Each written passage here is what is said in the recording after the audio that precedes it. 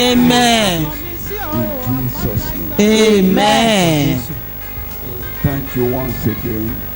Dúpẹ́ lọ́wọ́ yín lẹ́ẹ̀kan sí.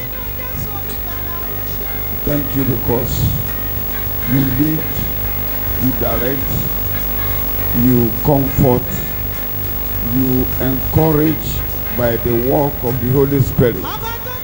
A dúpẹ́ lọ́wọ́ yín torí pé ẹ̀yin Ọlọ́run ń darí, ẹ̀ ń tọ́ ìṣiṣẹ́ wa, ẹ̀ ń tù wá lára nípasẹ̀ ẹ̀mí mímọ́. We are depending only on the Holy Spirit tonight Ẹ̀mí mímọ́ nìkan la sinmi lé ní ìrọ̀lẹ́ yìí to remind us your teachings, láti rán wa létí àwọn ẹ̀kọ́ yìí, to encourage us, láti wú wa lọ́kàn sókè, to strengthen us, láti tú okun wa ṣe, to establish us, láti fi ẹsẹ̀ wa múlẹ̀, and to rekindle our hope about your coming. láti sọ ìrètí wa jí nípa pípadà bọ̀ yín. In Jesus' name we pray. Ní orúkọ Jésù gbàdúrà. Àwọn Dáníẹ́lì ní ti àgbò àti òbúkọ, Which is recorded in Daniel chapter 8. èyí tó wà nínú ìwé Dáníẹ́lì orí ìkẹjọ. Daniel's vision of the ram and the he-goat. Ìran Dáníẹ́lì ní ti àgbò àti òbúkọ.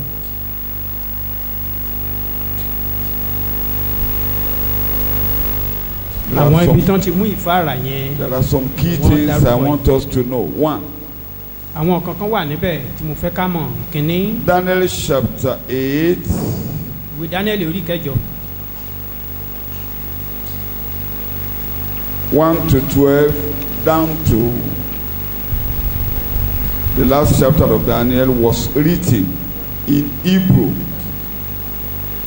láti ẹsẹ̀ ìkíní sí ìkejìlá títí dé ìsàlẹ̀ rẹ̀. Èdè Hébérù ni a kọ wọ́n. Focusing on God's people during the times of the Gentiles. Àfojúsùn rẹ̀ dá lórí àwọn ènìyàn Ọlọ́run ní àkókò àwọn kèfèrí. From chapter 8 of Daniel down to chapter 12 of the book of Daniel. Láti orí ìkẹjọ sí orí kejìlá ìwé Dáníẹ́lì. It is the Hebrew part of the book.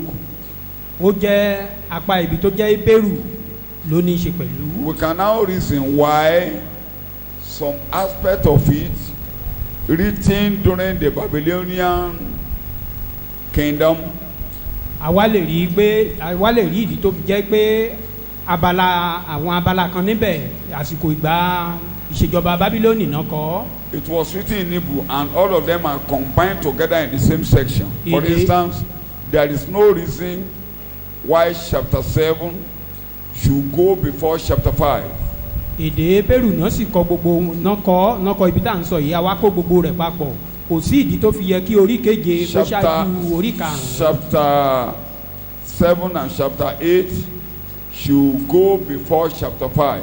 Orí keje àti orí kẹjọ yẹ kó ṣáájú orí karùn-ún. But because it is written in Hebrew language. Ṣùgbọ́n torí pé èdè Hébérù náà fi kọ wọ́n. And the writers, the purpose of God giving the writer the message is to focus on God's people, God's covenant people, particularly messages concerning the coming Messiah, the central core, the coming Messiah and the pseudo Messiah that will come later.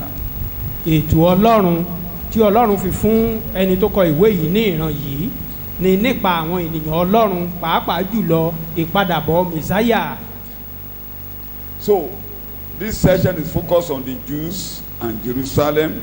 Abala yìí ó fojú sun àwọn Júù àti Jerúsálẹ́mù. And talks about the coming, both the first coming of the Messiah and all that will be involved in the coming of the Messiah. Remember, the Israelites were in Babylon. Ó ń sọ̀rọ̀ nípa pípadàbọ̀ Mèsáyà àti gbogbo ohun tí ó ṣẹlẹ̀ nígbà tó bá dé. Ká má gbàgbé pé àwọn Ísírẹ́lì Bábílónì náà wà lákòókò yìí. And the purpose of this prophecy is to one, comfort them. Èrèdí ìfihàn yìí ìkíní láti tù wọ́n lára. Give them hope. Láti fún wọn ní ìrètí. That they are returning home. pé wọ́n á padà sí And ilé. that what God has spoken about Israel, what God has spoken about them through all the prophets, particularly Moses and all the prophets, God had not changed his mind about them. Pé kókó nǹkan tí ibẹ̀ ń dálé lórí ni pé ohun tí ọlọ́run ní lọ́kàn nípa àwọn ọmọ Ísírẹ́lì pé ọlọ́run ò yí ètò rẹ̀ padà. Let me summarize that. Jẹ́ kí n ṣe lákòjọpọ̀. All that the prophets have been talking, Gbogbo àwọn tí àwọn wòlíì ti ń sọ. the suffering of Christ and the glory that will follow, Ìyà Jésù àti ògo tó ń bọ̀ wá tẹ̀lé. which will bring comfort to the people of Israel. Èyí tó sì jóun lámú ìtura wá bá àwọn ọmọ Ísírẹ́lì. So all the announcement of all the prophets is that a Messiah is coming, a Messiah is coming. Gbogbo ohun tí àwọn wòlíì ń sọ lásọtẹ́lẹ̀ ni pé Mèsáyà ń bọ̀. And that somebody will be coming like a Messiah that is not the Messiah. Ó sì ń jẹ́ kó yé wọn pé ẹnìkan á wá o gẹ́gẹ́ bí Mèsáyà ṣùgbọ́n tí kìí ṣe Mèsáyà. Daniel was able to talk in this session about that person coming who is not really the Messiah, that will claim to be the Messiah. Daniel sọ̀rọ̀ ní abala yìí nípa ọkùnrin tá à ń sọ yìí tá a pe ara rẹ̀ ní Mèsáyà ṣùgbọ́n tí kìí ṣe Mèsáyà gan. Somebody will come that will behave like the Antichrist, Ẹnìkan that is not really the Antichrist. ẹnìkan á wá á hùwà bí aṣòdì sí Kristi ṣùgbọ́n kìí tí ì ṣe aṣòdì But sí Kristi later, gan. the Antichrist himself is coming. Ṣùgbọ́n nígbà tó bá yá aṣòdì sí Kristi gan fúnra So rẹ̀ this adé. session unveils all. Abala ibi tá à ń wò yìí ó ṣí ewé lójú gbogbo rẹ̀. The other book in the Bible that actually key into this book is the book of Revelation. Àwọn ìwé mìíràn nínú Bíbélì tó tún fara mọ́ ibi tá à ń wò yìí òun ni ìwé ìfihàn. Why Daniel was asked to close the book that the prophecy will be fulfilled, Revelation was asked to open the book. The fulfillment of those prophecies is very short. Nígbà tá a sọ fún Dáníẹ́lì pé kó pa ìwé náà dé pé àmú àwọn ìsọtẹ́lẹ̀ yìí ṣe ìwé ìfihàn ni kó ṣí sílẹ̀ wípé ìmúṣẹ rẹ̀ ti dé.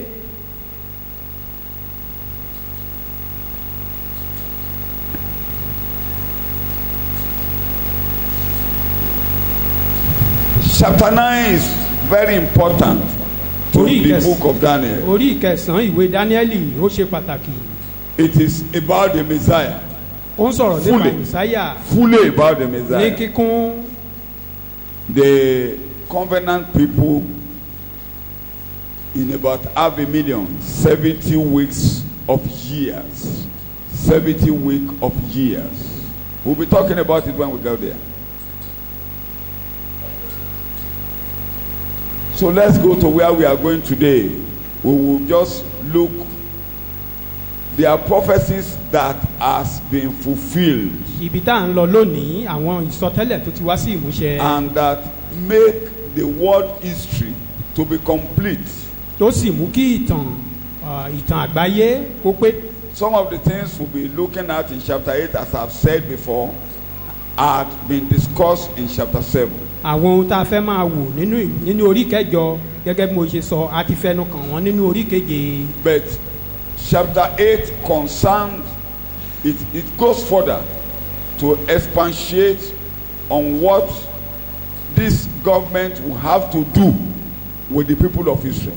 Ó kọ̀ wá jẹ́ pé orí ìkẹjọ yìí ó tún wá ṣàlàyé ju orí keje lọ ohun tí ìjọba yìí tá a ṣe fún àwọn ọmọ Ísírẹ́lì. Chapter 7 very comprehensive to talk about the world empires in general and what will be the end of the world empires. Orí keje ó sọ̀rọ̀ ní kíkún nípa àwọn alágbára orílẹ̀-èdè àti gbogbo wọn pátápátá ohun tí wọ́n á ṣe. Beginning from the head of gold, which is Babylon, ending with Roman Empire, how Roman Empire will be brought up, and later somebody will come up in the Roman Empire which will claim to be God, and the end of that desolator himself will be destroyed. Bẹ̀rẹ̀ láti ìjọba Bábílónì tó bẹ̀rẹ̀ títí dé ti ìjọba Róòmù níbi tí ẹnìkan tí alágbára kan ti dìde àti tí yóò dìde àti òpin rẹ̀. But chapter 8 ṣùgbọ́n lórí kẹjọ. látòrí kẹjọ síwájú. began to relate these prophecies to the people of Israel.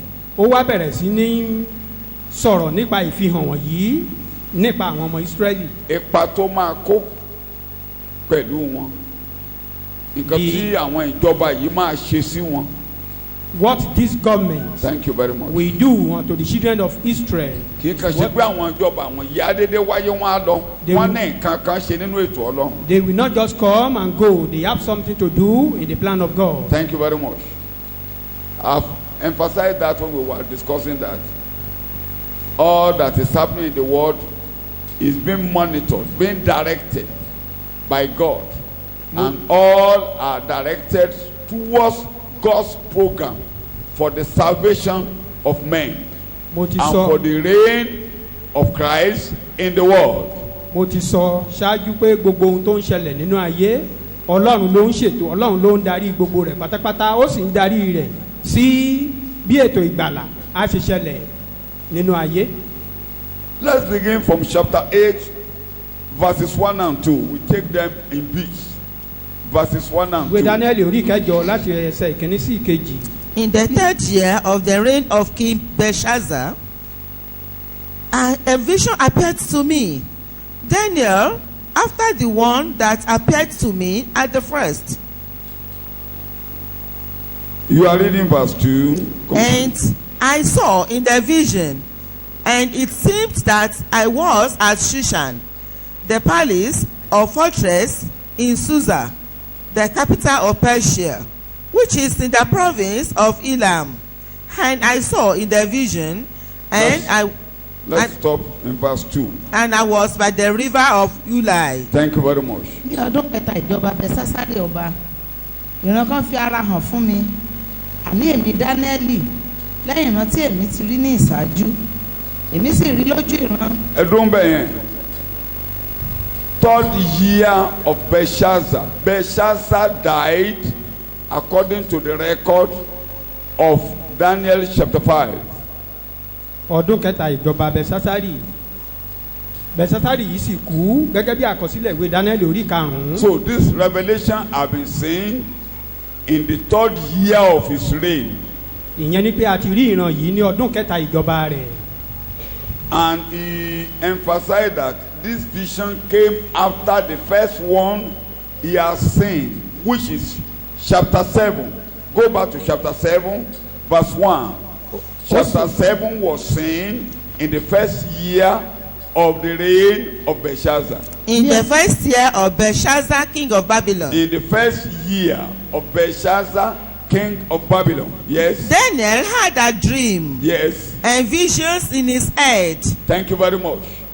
So that was in the first year.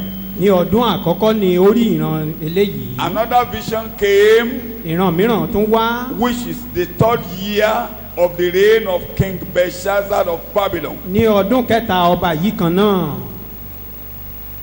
Is it clear to us? ṣé ó yé wa. So, but chapter 7 was written in Aramaic language, not written in Hebrew. èdè Lárúbáwá la fi kọ orí keje, kì í ṣe Hébérù la fi kọ. Because the story there deals with the Gentile world in general. torí ìtàn tó wà níbẹ̀ ó ní í ṣe pẹ̀lú àwọn kèfèrí. The aspect of those revelations that have direct impact with the Messiah and with the people of Israel had to be repeated in another form in chapter 8 to prove that this revelation is certain and it will come to pass. abala tó ní í ṣe pẹ̀lú àwọn kèfèrí àti mẹ̀sáyà ní orí keje yìí a ní láti tún tukọ̀ ní ọ̀nà àrà mìíràn ní orí kẹjọ láti lè fi hàn yìí pé ọ̀rọ̀ tó dájú ni, ìfihàn tó dájú ni. To even prove that these revelations are sure. láti lè fìdí rẹ̀ múlẹ̀ pé àwọn ìfihàn yìí dájú. To confirm the interpretation of Joseph to Pharaoh in those days, that this dream was repeated twice because God had determined to do it and he cannot alter it.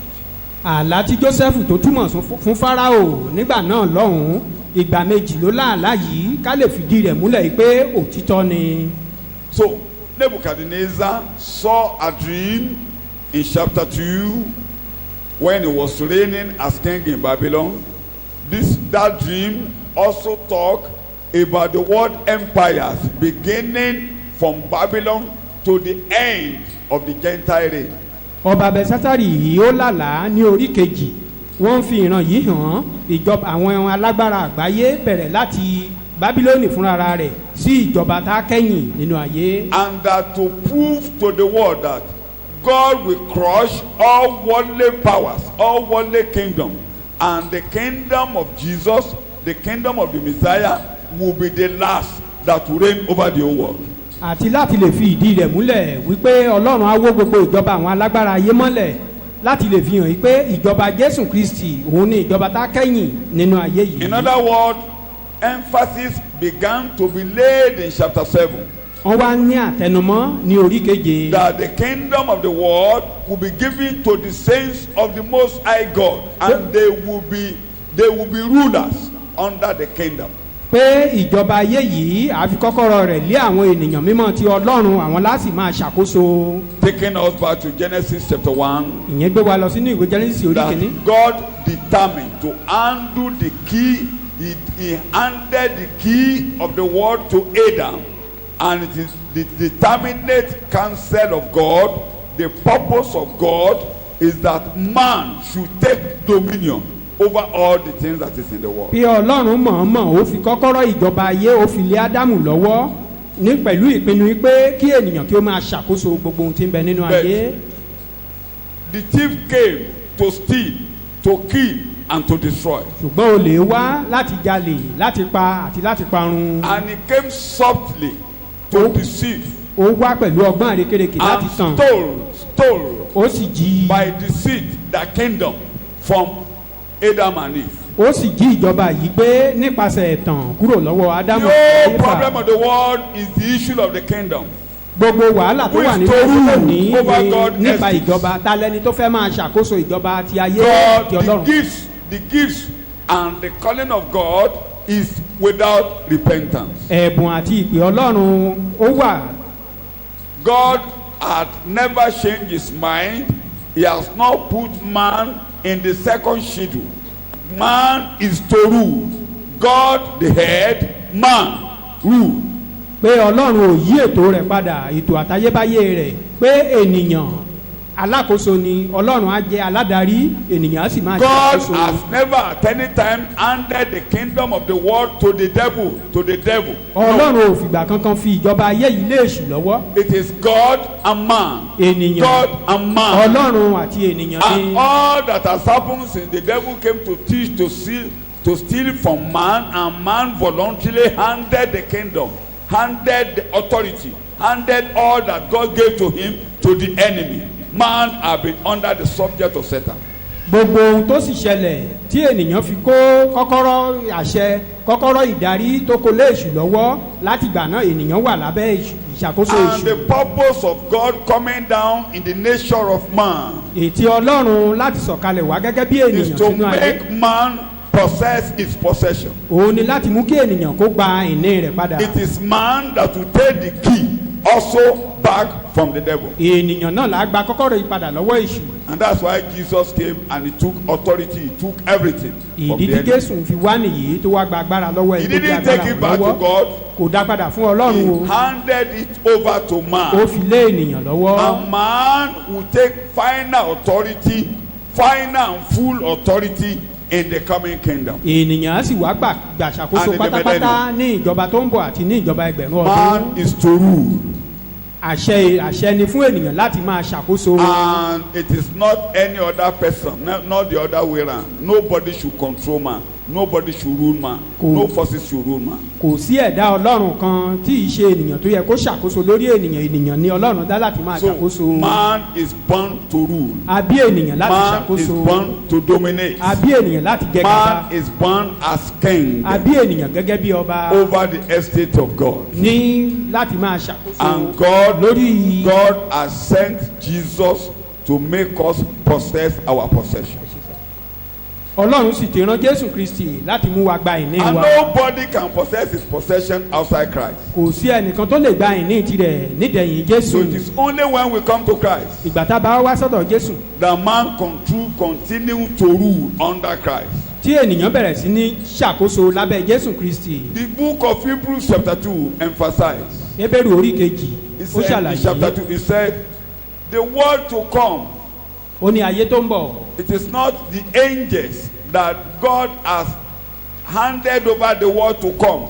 pé ọlọ́run ò fi ayé tó ń bọ̀ lé àwọn áńgẹ́lì lọ́wọ́ But he has handed it over to man. ṣùgbọ́n ó fi lé ènìyàn You lọ́wọ́ can read from verse 5. What láti I'm ẹsẹ̀ talking ìkarùn-ún about, Hébérù orí make kejì. me. For it was not to angels, Pardon.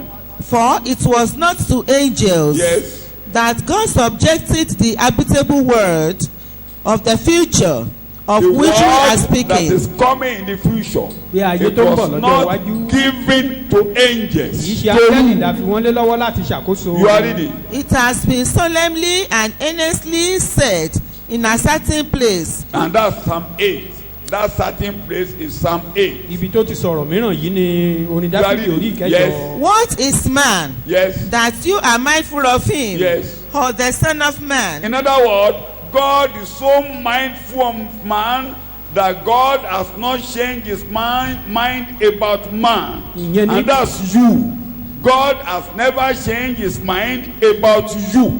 About you. ìyẹn ni pé ọlọ́run kíyèsí ènìyàn tó bẹ́ẹ̀ gẹ́ débi pé kò yí ọkàn rẹ̀ padà ìyẹn lórí ìwọ àti èmi. No matter your failure, no matter your errors, ohunkóhun yòówù tó jẹ́ ìkùnà wa kó God jẹ́ has àṣìṣe never wa at any time changed his mind about you. ọlọ́run ò yí ọkàn rẹ̀ padà lórí ayé wa. God is expecting the day you will enter into Christ. ọjọ́ tá a kọ̀ wọnú jésù kristi You lọ́lọ́run will retí believe his word and tá a gba embrace ọ̀rọ̀ it. rẹ̀ gbọ́ tá a sì yìn And ín. from that day, you begin to possess your possession. láti ọjọ́ náà láti bẹ̀rẹ̀ sí ní gba You will ìní never die as a slave. a ní kú Amen. gẹ́gẹ́ bí You will ẹrú never die dominated. a ní kú jọba lé lórí You will live as rulers. àtẹ̀jẹ́ amen àyíwá You gẹ́gẹ́ will bí live alákòóso as rulers. gẹ́gẹ́ bí Amen. alákòóso là And máa you will gbé. rule with Christ in the world to come that we are talking a about. sì ṣàkóso pẹ̀lú Amen. jésù nínú ayé tó ń bọ̀ tá à ń sọ̀rọ̀ nípa rẹ̀ yìí. You are still reading Hebrews chapter 2. Yes. what is man Yes. that you are mindful of him, Yes. or the son of man Yes. that you graciously and helpfully care for God, and visit. God cares for us. ọlọ́run ṣe ìtọ́jú And wa he continues to care for a us. sì máa ṣètọ́jú Even wa while we were yet sinners. nígbà tá a tilẹ̀ wà ní ẹlẹ́sìn Christ died for the ungodly. jésù kú fún àwọn So aláìwà bí he ọlọ́run cares and he continues to care for you. ó ń ṣètọ́jú a sì máa ṣètọ́jú wa Don't give your head to fox. má fi igbe rẹ fún kọ̀lọ̀kọ̀lọ̀ jẹ o Give your head to fox. má gbé igbe rẹ fún kọ̀lọ̀kọ̀lọ̀ You are born to rule. a bí wa láti And ṣàkóso don't because of mundane things hand over like Adam handed over. ká má ti Because of torí àwọn mundane nǹkan ti things. ayé yìí ká wá gbé àṣẹ ká gbàṣẹ fún èṣù Mundane things. àwọn nǹkan tí ò wà títí Things that are under your control. àwọn nǹkan tá à ń Things ṣàkóso lé lórí that are created for you. àwọn nǹkan tí ọlọ́run dá fún ìlò wa Those things are useless without you. gbogbo nǹkan wọ̀nyí wọn ò wúlò láìsí I wa repeat, they are Mo tún ti useless sọ, without you. láìsí àwa wọn ò wúlò fún nǹkan kan They are there because of wọ́n you. wà níbẹ̀ títorí tiwa God made them and brought man last that this is you. Control my estate. They are for you. ọlọ́run ti ṣètò wọn sílẹ̀ lẹ́yìn nígbẹ̀yìngbẹ̀yìn ló wá dá wa pé ká máa ṣàkóso That's rẹ̀ why Brother Paul, the apostle, told us, you know, he has so many expository messages. òun ni alàgbà paul ṣe ṣàlàyé In nínú 1 àwọn Corinthians ìwé chapter rẹ̀ 4, he Nínú said, ìwé Kọ́ríńtì all things are kéní yours, orí kejì pé tiwa ni ohun gbogbo including Paul, àti paul gan including pẹ̀lú Apollo, àti apollo including this world, àti ayé eléyìí including the world to come. àti ayé tó ń bọ̀ All things are yours. pé tiwa ni ohun All gbogbo things are yours. tiwa ni ohun gbogbo So don't be proud. All things have been given to you. ká má gbéraga a ti fi ohun gbogbo lé wa And I lọ́wọ́ repeat, it is not the mind of God that anything should dominate you. mo tún tẹnu mọ́ kò sí nínú ọkàn ọlọ́run pé kí ohunkóhun ó yẹ gàba lórí Whatever ayé is wa dominating over your life today is an error. It's an ohunkóhun error. yòówù tó bá ti ń It's a ṣàkóso lórí thief and ayé it's a wa robber. olè ní ọkùnrin jàgùdà And sí ni Jesus wọ́n. came to dethrone him òdì ni jésù ìdí tí jésù fi wá nìyẹn láti rọ̀ wọ́n lóyè and put you over. láti lè gbé wa lé wọn And you lórí begin to rule. ká máa ṣàkóso lọ And you begin to dominate. a sì máa jẹ bàbá. All authority in heaven and earth has been given to me. gbogbo agbára láyé àti lọ́run ni a ti fi And fún I'm mi sending you out. mo sì ń rán yín jáde Go out in my ẹ name. jáde lọ ní orúkọ No, mi I am with you always. kíyèsí mo wà You will pẹ̀lú tread yín over ní gbogbo serpents, ìgbà ẹ tẹ ejò mọ́lẹ̀ Over scorpions, ẹ tẹ àkéèké over the mọ́lẹ̀ powers of the enemy. ẹ sì rìn lórí àwọn And agbára ọ̀tá nothing kò sì sí èyíkéyìí by enemies nínú wọn overcome tí you. yóò pa yín lára Nothing by enemies èyíkéyìí nínú wọn overcome you. yóò pa yín lára lọ́nà And the kan day is now àkókò náà sì nìyí that you will ask anything in the name of Jesus, tí a béèrè ohunkóhun lórúkọ jésù and God will confirm your word. ọlọ́run á sì fi ìdí ọ̀rọ̀ wa So you múlẹ̀ are an authority in this world. aláṣẹ ni wá nínú ayé And yìí God is looking unto you. ọlọ́run sì ń wò wá And angels are watching you to dominate. gẹ́gẹ́ bí áńgẹ́lì ṣe ń wò wá láti ṣàkóso Stand on your feet and say, I am born to ìdè rule. lórí ẹsẹ̀ rẹ kó o I jẹ́ am ọ̀rẹ́ born bí to abí mi láti dominate. ṣàkóso I abí mi am láti born jẹ to gàba dominate. abí mi I láti am born ṣàkóso to rule. You have not created me to cringe. o dá mi I láti am máa not a wọlẹ̀ slave. mi kì í ṣẹrú I'm not going to be under the control of any elemental forces. mi ò ní wà lábẹ́ I'm not ìṣàkóso agbára going to be kágbára under the control of any other mi thing. ò ní wà lábẹ́ ìṣàkóso ohunkóhun I'm for Christ. mo wà fún jésù I'm for Christ. mo wà fún jésù And Christ rules in me. jésù sì ń já ó ń I am ó ń born ṣàkóso to nínú mi dominate. abí mi láti jẹ So gàba ni call it any name in the name of Jesus. orúkọ kórúkọ yòówù Say it ká máa out pè in the name wọ́n of Jesus. I have authority over you. pé ní orúkọ jésù I mo have ní àṣẹ authority lórí over ayé rẹ you. mo ní àṣẹ lórí I rẹ have authority over mo ní you. ìṣàkóso lórí rẹ ní orúkọ jésù ní Say àgbàsúrà amen to that. ẹ ṣàmì Amen. Say amen to that. Amen. àmì We are now reading verse 2 of Daniel chapter 8. ìwé dáníẹ́lì orí ìkẹjọ ẹsẹ̀ ìkejì When I saw, you are reading verse 2 And alone. I saw in Yes. the vision, Yes, and it seemed that I was at Shushan, yes. the palace or fortress in Susa. I'm not going to, it was in the palace when he saw the revelation. ó wà láàfin nígbà Revelation tó he rí saw, ìran he yìí was carried in a vision to River Ulai. Not that he was physically at River Ulai. He was carried in the revelation to River Ulai. inú ìran ló ti rí i pé òun wà létí odò wúlá yìí kì í ṣe pé bóyá ó wà níbẹ̀ ní tara And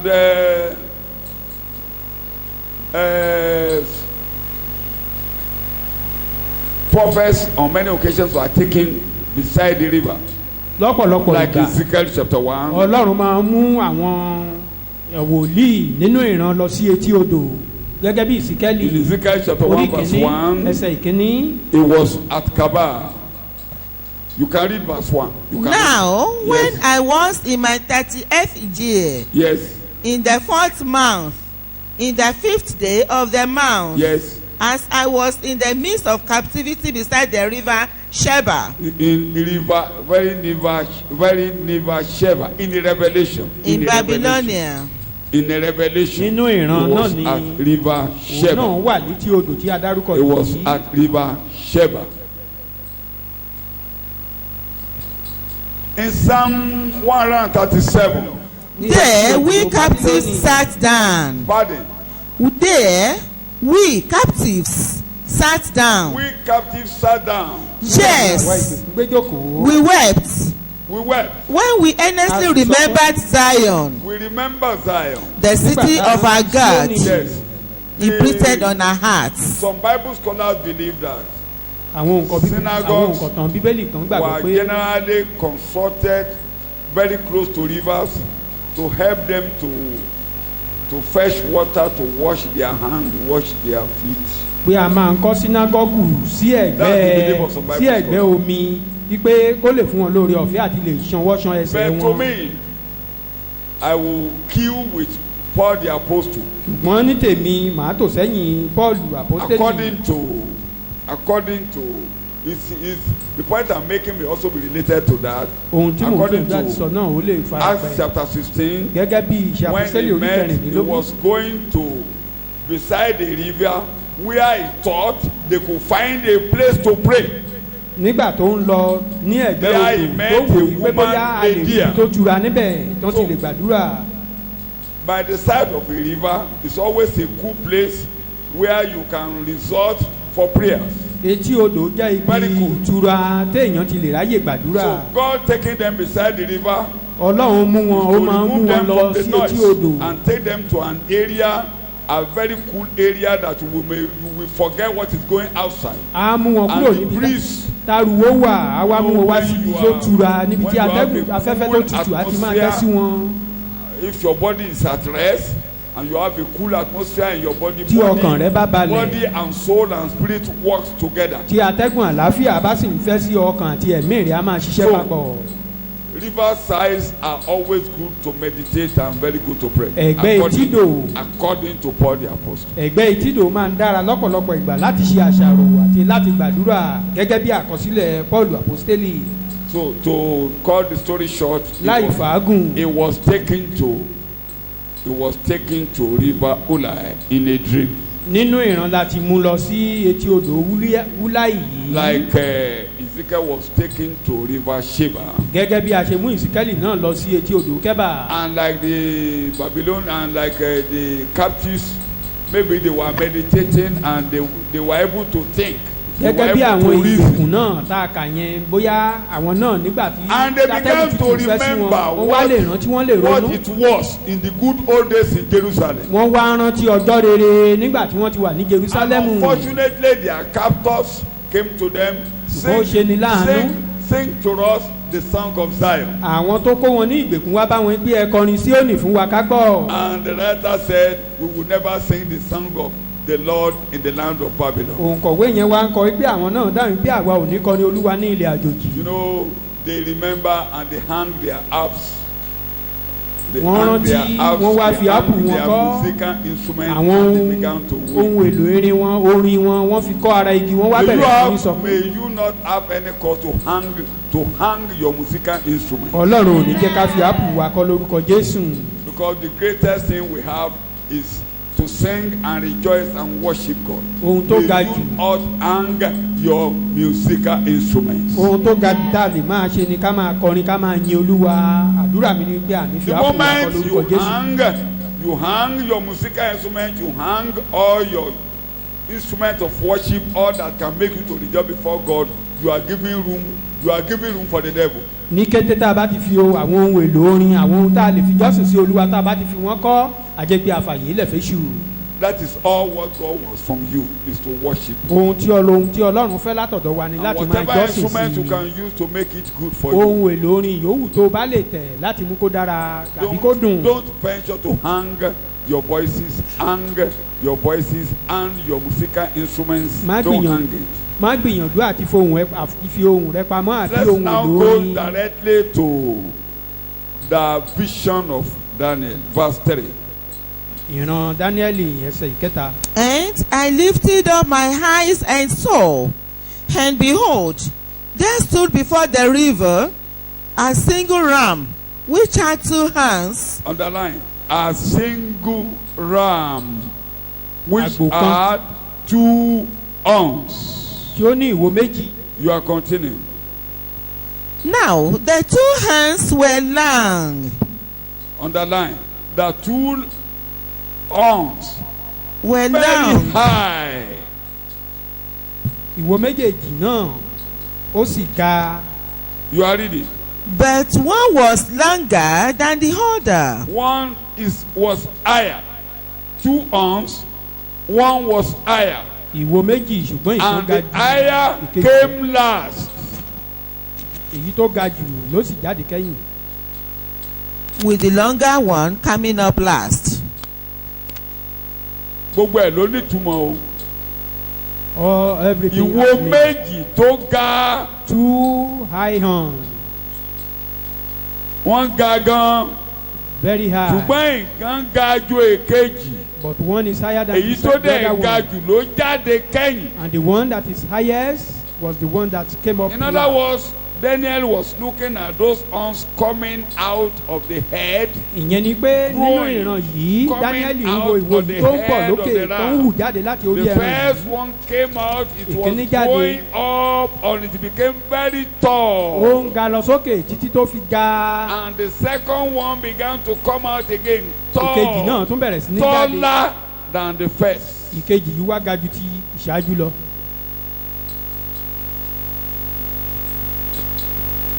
That is the strength and the power of media, the agbára àti strength okun and the power of mídíà Persia.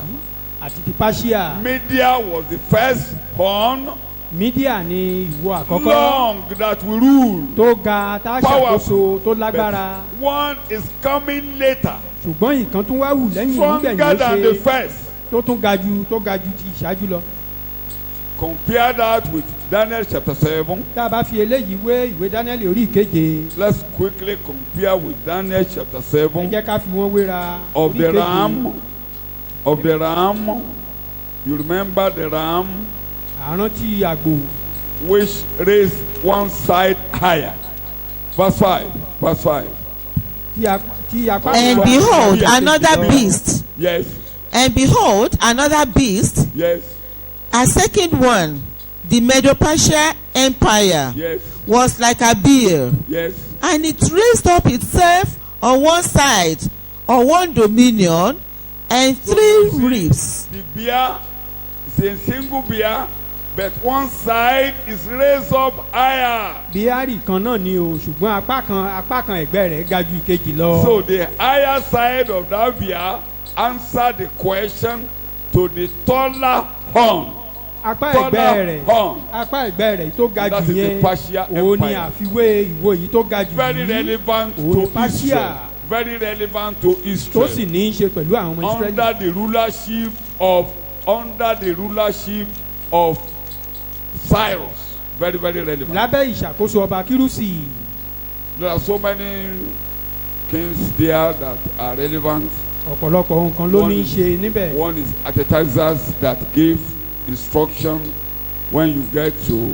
ọba You will see that later. Azatasa tó pàṣẹ He gave the instruction that the walls of this kingdom are important to Israel. àwọn Because ìjọba wọ̀nyí one gave wọ́n instruction ṣe pàtàkì sí that the walls of Ísírẹ́lì. Jerusalem should be built under Nehemiah. òun ló pàṣẹ kí a Ìkan. kọ́ odi Jerusalem Ìkan. lábẹ́ Nehemiah.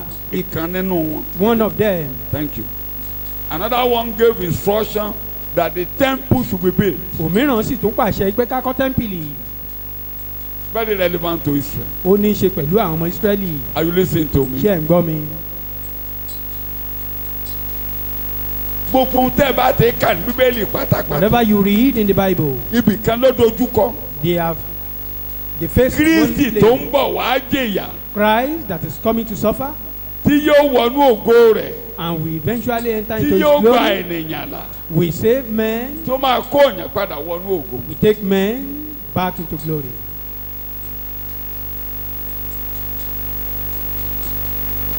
Àwọn èèyàn ń kọsẹ̀ níbi ẹranko yìí o. People who are stumbling with regard to this beast, Torí wọn á fún nítumọ̀. they give it Tó bá fẹ́ diverse ṣe meaning. ẹ̀kọ́ ẹ̀tàn. When they want to Tó preach bá túmọ̀ deceit, ẹranko yìí wọ́n lè fi dẹ́rù báyìí. they may use it to Káyà threaten you. ìjà. You will be fearful. Ṣùgbọ́n téèyàn bá ka Bíbélì. But when you read Tó bá Bible, lọ sínú ìwé ìtàn tó bá rí Go bọ́lá to ń ṣe the- mú Bíbélì ṣẹ. Wà á rọra the forí book of balẹ̀ history, báyìí. then you have to bow down. Pé Ọlọ́run wọ nìkan náà. That is only you, O Ìwọ nìkan God. náà. Only you. Ìwọ nìkan náà. Only you. So a ti wo kọjá mi ò lọ sí detail. We've examined Ilé tó bá that. kan Israẹli ni mo fẹ́ tẹnu mọ́. But what concerns Ilé tó Israel is sọ mọ́ what I want to ìpadà. Ó wá Jésù emphasize. sáyé fún ìgbà àkọ́kọ́ àti ó wá ẹlẹ́ẹ̀kejì òun ló kàn wá. What we are concerned with is the coming of Christ, the first time and the second time. So ìjọba méjì àti bá tiẹ̀ lọ.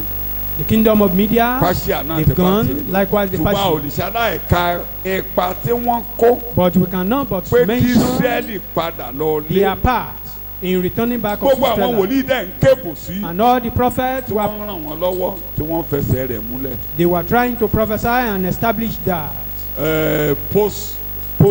Post exile prophets. There are 3 post exile prophets àwọn wòlíì Haggai, lẹ́yìn ìgbèkùn bíi mẹ́ta Zechariah and Haggai Malachi. Sakaraya àti They were Malaki post-exile prophets. àwọn wòlíì lẹ́yìn The ìgbà tí wọ́n takò àwọn Israẹli Majority of the nígbèkùn yẹn. prophets of Haggai and Zechariah occur after Ezra chapter 4, when the temple was stopped. Instruction had been given by Cyrus to go and construct the temple. Cyrus had left. He has kept the record there. Some other people came to rule and they stopped them from doing the job. nígbà tí wọ́n dá It was stopped for iṣẹ́ many kíkọ́ tẹ́ḿpìlì yìí years. dúró I can't remember offhand now. mi ò lè rántí iye ọdún tí wọ́n fi dá dúró nígbà But yẹn. later, I will get there and later I will be talking about it. But later, nígbẹ̀yìngbẹ̀yìn that was when Zechariah saw the revelation ìgbà náà ni Sakaraya That- ríran wípé that he saw that's Revelation Zechariah chapter 3, where he saw Josedek trying to build the temple and Satan stood at his right hand. nínú orí yẹn ló That ti rí Joshua Joshua was tó fẹ́ kọ́ given tẹ́ḿpìlì a ṣùgbọ́n tí èsì dirty dúró lọ́wọ́ garment. ọ̀tún rẹ̀ Dirty garment. ó And sì an gbé aṣọ accuser- ìrírí wọ̀ An ọ́ accuser went to accuse him before God. ìyẹn ni pé olùfisùn When the lọ fi accuser ẹjọ́ rẹ̀ accused sùn him, níwájú Ọlọ́run the jaw was stopped. nígbà tí olùfisùn sì ti lọ fi ẹjọ́ rẹ̀ sùn àwa dá iṣẹ́ náà dúró. You can't make progress if you are accused before God. o ò lè ní ìtẹ̀síwájú tá a bá fi ẹjọ́ rẹ̀ sùn níwájú Olúwa. We cannot be talking meet me again on Sunday. We have somebody there who has driven away accuser. a ti ní ẹnìkan níbẹ̀ tó ti lé olùfisùn kúrò níwájú So you Ọlọ́run. will continue to make progress. wàá máa tẹ̀síwájú. These are not the days of Job when somebody can a just sì ní walk àkókò Jóòbù tí in, ẹnìkan lè dédé sá lọ and sí say look at him and he begin to síbi color you kan back. láti fẹjọ́ sùn. Nobody can succeed that kò now. sẹ́ni tó lè ṣàṣeyọrí nírú yẹn lónìí mọ́. Somebody is there permanent ẹnìkan ti wà níbẹ̀ that will láéláé scatter whatever. tá a tú gbogbo ẹjọ́ kẹjọ́. But I used to say it, Mo máa ń believe sọ. it. If you don't believe it, you will be suffering like an unbeliever. God will never listen to the devil on your behalf again. pé Ọlọ́run ò ní tẹ́tí sí èṣù lórí ọ̀rọ̀ ayé wa mọ́. Ìwé lédè yẹn sọ pé èṣù lágbára. the one some people are saying that Satan is powerful. Nílùú wọn. that is in their Not own in the church. in their own What do I area. say it? kì í ṣe nínú ìjọ What do I say it? nínú ìjọ kọ́ lè ṣùtì Èṣù ò lágbára. lè jẹ lórí ẹ mọ́. Satan cannot win Èṣù ò over lè ṣe you. lórí rẹ mọ́. Satan can rule over Ibi you. tó lè lọ, wọn ò tí ì lé o, wọ́n máa lè lọ́jọ́ kan. He will be cast away one Wọ́n máa lé day, o. but yet to be casted away. Nígbà tí ìjọba pélé, When the church will wọ́n máa lè come, rọ̀. they will have to cast him away Ìyẹn lẹ máa rí. or Kò cast tí ì him. ṣẹlẹ̀, ó máa ṣẹlẹ̀ o. Tó bá lẹ́nu tó kabẹ̀ kó ti ṣẹlẹ̀, ó tẹ̀ ẹ́ jẹ ni o. If Revelation anyone chapter should 12. deceive you that it has A ti happened, lé no. èṣù sí ayé, a máa lé ni. Satan will be casted into this, Gbàtà will be bá cast to délé this pé world. That is when we àwọn all èèyàn return mímọ́ ló home. máa lé. The saints will cast him away Ariwo la máa fi lé. through our Tó praises. bá dẹ̀ ká dáadáa, wọ́n ní nǹkan tá a fi ṣẹ́gun rẹ̀ wà ń bẹ̀. Tó bá jẹ́ pé story Genesis chapter 1 ní ibẹ̀ ni mutan sọ yẹn ní sọ If it were to wọ́n be the ṣẹ́gun story rẹ̀ of Genesis chapter pẹ̀lú 1, ẹ̀jẹ̀ that would ọ̀dọ́ not happen. àgùntàn But they overcame me with the blood ọ̀rọ̀ of the Lamb, ẹ̀rí wọn with àbí the bẹ́ẹ̀ testimony of kọ́ their mouth. wọ́n sì kórìíra ẹ̀mí wọn títí dé ojú And they hated ikú so their àwa ló life máa even unto the lé death. àwa aṣẹ́gun ló máa lé àwé kí ló ń wá mi The kí ló ń wá mi saints get out are the one that will so cast him today away. ẹ̀yin tó ń lé níbí ẹ̀yin ló máa lé lọ́hùn máa lé Those who lé are nídìí ẹ̀ casting lónìí o Satan out today are àwọn the tó same mọ̀ bá ń persons ṣe that ń will lé cast níbí him ló máa lé away. lókè o o tún débi Those who get know out how to cast him away are the one that mo will do ní ọ it nílé then. wa ń jọ sí kí ló wá I débi cast you away in our mo family. lé ẹ lórí ọmọ That mi time I cast you away. mo fẹ́ kọ́lé láyé oníkí mo Over my kọ́lé children. get out I say Then the blood you of will Jesus cast it again. the blood of Jesus Ẹ̀jẹ̀ the Jésù. ó mọ̀ pé ẹ̀jẹ̀ la fẹ́ rà mí ni Don't you know I'm Jáde. making the blood? Move out. wọn náà máa sọ fún lónìí máa ń bẹ́ o Tell máa him sọ fún today. lónìí Don't ẹ̀jẹ̀ beg la him. fẹ́ rà mí wíbẹ̀ I'm kí mi gbọ́ lẹ́nu redeemed with the rẹ̀ blood. ee o I am redeemed with the ìṣẹ̀jẹ̀ blood. ewúrẹ́ Not the blood of love, not the blood of gold. sọ or pé Ẹ̀jẹ̀ ló fi rà mí. jáde You cast it out. kẹ́rù ẹ̀ kó jáde Pack your load and luggage tú and ọwọ́ ẹ̀ move níbẹ̀ yẹn out. o Remove your o hands lè bá there. mi gbélé You o cannot dwell with me. o lè ṣàkóso ilé You mi o can't You can't be o controlling my láṣẹ lórí house. ọmọ You mi have no authority over o my láṣẹ child. lórí níbi o ráyè kò You sí have no àyè chance fún here. There is no chance jẹ́ for kí mi you tún yá here. èdè lò Let me kìkì pé borrow. ẹnìkan ń ṣe Somebody is dènà mọ́ lónìí o hinder it today. á dáa fún wa o It will be well with us. mo kàn ní kí n máa lọ ọmọ díẹ̀ díẹ̀ lásán That the Bible history is not just a ìwà ẹ̀kan máa wò pé fable kí ló kàn wá pẹ̀lú ẹranko. for you to be saying what is our own business with the beast. Daniel chapter 8 verse 4. Ìwé Daniel orí ìkẹjọ ẹsẹ̀ ìkẹrin. mo sì rí àgbò náà ó ń kàn sí ìwọ̀ oòrùn àti sí àríwá àti sí gúúsù tó bẹ́ẹ̀ tí gbogbo ẹranko kò fi lè dúró níwájú rẹ̀ bẹ́ẹ̀ ni kò sí ẹni tí ó lè gbani lọ́wọ́ rẹ̀ ṣùgbọ́n ó ń ṣe gẹ́gẹ́ bí ìfẹ́ inú rẹ̀ Ó ti tó. ó sì ń ṣe ohun ńláńlá. Mo ṣe ńláńlá. I looked and saw the ram, Medo-Persia, pushing and charging westward and northward. Mo máa kánjú bí àwọn tó mọ ìtàn tó wà ní ìwé ìtàn The historians ibi tó ń jà sí were westward pushed to. he conquered the ram. Persia conquered westward. Bolo ṣẹ́gun ní west Babylon, Mesopotamia, Syria, Asia Minor. Àwọn pé ó kàn sí bó ṣe lọ ọbẹ̀ Pushing kò sí to the west. gbogbo ìjọba tó wà níbẹ̀ yẹn ẹyọ kan ò lè yọnu sí. Every Ó ṣẹ́gun kingdom wọn, kò in that wọ́n sá. area cannot withstand him. Òru ọjọ́ kan ló He wú overcame Bábélì ló wú Bábélì lulẹ̀. He pulled down Babylon in one day. So One according night. to historians Gẹ́gẹ́ bí he àwọn said òkòtò. he conquered in the west Babylon, Mesopotamia, Syria, Asia Minor. Ó ṣẹ́gun Persia ìlà Babylon. oòrùn Babiloni, Mesopotamia, Bẹ́ẹ̀ni. Syria, Bẹ́ẹ̀ni. Asia. When he moved to the north, Nígbà tó darí sí àríwá, Colchis, Armenia, Iberia, and the dwellers on the Caspian Sea. nígbà tó darí sí àríwá, ó ṣẹ́gun Colchisi, Armenia, Iberia àti àwọn tí ó ń gbé òkun Caspian. When he moved to the south, nobody could stop him. Nígbà tó darí sí gúúsù, kò sẹ́ni tó lè Judea. dí lọ́wọ́. Egypt, Ethiopia, Libya, also India, under King Darius. Ní gúúsù ló ti lu àwọn Judea, Íjíbítì, Ethiopia, Libya, bákan náà India. Ó lù wọ́n bolẹ̀ lábẹ́ ọba Dariusi. The Bible did not say going eastward Bíbélì kò sọ wípé ní ìlà oòrùn, because the Persians themselves came from the east.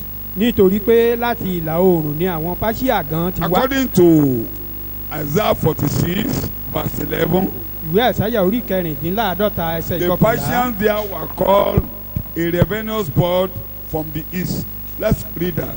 Idì láti ìlà oòrùn ni a fi Thank you. Páṣíà la fi àwọn Páṣíà wé níbí yìí. Ó yá tó máa wo Bábélì mọ́lẹ̀.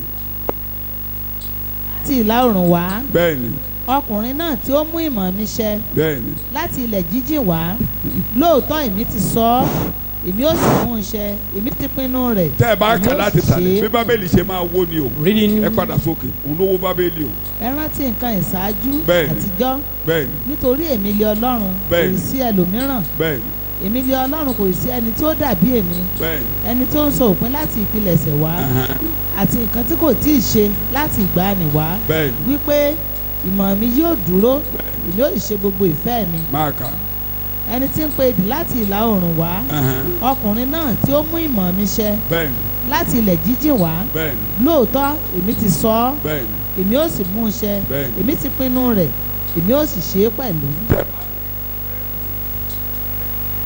Ti ẹyẹ idì láti ìlà oòrùn yẹn, òun ló wá wáyé Bábélì mọ́lẹ̀. Ló An kọ́ńkà. eagle from the eastern part was the one that destroyed Babylon. Tí wọn kàn tí mo fẹ́ mú jáde nù. That is what Idì I'm ni trying láti to ìlà figure out. oòrùn, òun ló ń jẹ́ bẹ́ẹ̀. kí ni kókó tó kàn tí a gbọ́dọ̀ wò. What are we concerned about here? ó ṣe ìfẹ́ inú rẹ̀ ẹnìkan ò dá ó ní yóò Doing his will. ẹ wo èdè without tọ́lọ́ any lò ó disturbance. ní yóò mú ìfẹ́ mi ṣẹ. He will fulfill my will. fún Ọlọ́run rán God sent him. bí ìjọba ayé ṣe rí nìyẹn jẹ́ ká máa fojú wo o. That is how the kingdom of this tó world is. so mọ́ ìgbàlà It's attached to tó salvation. so mọ́ ètò ìpadàbọ̀ Jésù It's attached to lọ́lọ́run the ṣe ń mú second coming ìjọba of Christ. kalẹ̀ ní ayé. That is why God is establishing kingdom in this world. Wọ́n ló lórílẹ̀‐èdè wa ní ìgbà kan rí. They said one of our former ó lẹ́yìn ọmọ presidents. Nàìjíríà ó ní mo kà ó ó ní ẹ má I read it. ẹ fi Buhari lẹ̀ Said leave the kò lè ṣe Foreign ju tó ń president. ṣe yẹn. that he can't do more ẹ má than what retí he's doing. nǹkan rere kan lọ́dọ̀ Don't rẹ̀ expect mọ́. anything good from him. ẹ jọ̀ọ́ ó purọ́ Is he ẹ lying? dá mi lóhùn mo ní jẹ́ ó purọ́ pé kò lè ṣe nǹkan rere kankan ẹ má retí nǹkan rere. That he ẹ wá has máa nothing wo ọjọ́ good ọ̀la pé for the nation. báwo lórílẹ̀‐èdè wa ṣe máa dáa lẹ́yìn ìgbà tí Buhari bá kú. Then imagine how would this ó ní country tẹ́ ẹ bá ń be retí nǹkan kan lọ́dọ̀ after rẹ̀ his ó ní tenure. họ́ọ̀sì tó ti kú lẹ́ẹ̀kan ń lù. Said when you are expecting something from him, it's like beating at dead horse. òkú kẹ́tẹ́kẹ́tẹ́ lẹ́yìn lù pé kó dìde kó gbé nǹkan. Beating at dead pé kò sí horse nǹkan tó lè ṣe. to rise up, which is impossible. àwọn yẹn ṣe máa dìde wọ́n máa bú Ọbásanjọ́ lé lórí o. Though people will see bẹ́ẹ̀ tó mí ẹ jọ kí lẹ́yìn retí lọ́dọ̀ Buhari báyìí ó sì máa tún Nàìjíríà ṣe iṣẹ́ tó wá ṣe ó ti ṣe. what he wanted to do, he has done it. kí mo ló ti ṣe ohun tó wá ṣe níbẹ̀ His mission ó ti parí iṣẹ́ has been rẹ̀ accomplished. kásẹ̀ máa jọ́sìn gẹ́gẹ́ bí ìjọ As a church, ntọ́lọ́n Just fẹ́ to mú worship. jáde lẹ́yìn ìjọba rẹ̀ fún ìjọ what àákùrẹ́ God kí wants mo láà ṣe. for church in his kingdom náà is títí the dasán church náà títí dasán pátápátá kọ́lọ́run ràn wá lọ́wọ́ káwọ́ bẹ̀ lọ kórè lẹ́yìn ìjọba ẹ̀ ló kù. not is already abẹ́ ẹ̀ mọ̀ rendered useless. abẹ́ ẹ̀ gbọ́rọ̀ yìí Don't you ó ti listen sọ to news? náà ti dé lẹ̀ He pátápátá has rendered them useless west and títí powerless. dé ìlú ẹ̀ Even to bí his a own ṣe town. lọ kórè ìbá How kó gbogbo nọ́dánà church kó kó wọn sí gọ́ọ̀mẹ̀ntì We harvest kò is what we tún náà need. ti ṣe àwọn gan ń gúròònù pé ṣe ló wá wó wọn mọ́lẹ̀. Some, even the northerners, they were groaning that he came to pull them down or to ruin them. Àkàndé ló jẹ́ ká gbọ́ Akande made àwa us náà mọ̀ o to Àkàndé understand ní that. àwọn èèyàn ńláńlá north wọn ò fọwọ́ sí ọ̀rọ̀ Buhari Said Ó ní great wọn- men Àkàndé ló sọ bẹ́ẹ̀ from north were not supporting him. o Ọbásanjọ́ náà ò fọwọ́ sí. Likewise, the former Ó bẹ́ẹ̀ ni, ẹ má gbé president. Buhari sí i ẹ má gbé wọn ní àwọn kò dárúkọ àwọn ńláńlá yẹn Though ẹ má gbé sí i their name ẹ má- were not ẹ má mentioned. sí i ṣùgbọ́n òun á yin Buhari báyìí pé Buhari ti débẹ̀ ó ti ṣe dáadáa mo ní But he is now praising him that he has done well.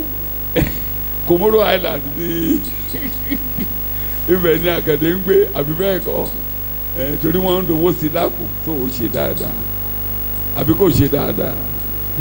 The present regime may be doing well gbogbo because ìjọba ayé they were pátápátá feeding him. Ọlọ́run ní nǹkan tó máa lò wọ́n fún. What I'm saying is, for the Ṣùgbọ́n kingdom of Ọlọ́run ò this rán world, wọn God kán wó had ìjọba lẹ̀. something to use them for. Kí ni mo wí? But God never sent them to a rí ruin àwọn the kan church. tó lé kokoko tó a máa kà débẹ̀ tó gbógun ti Ísírẹ́lì. We will see some that are very Inú tough and ogun wage yẹn ni war wọ́n against lọ us. kọ́lé.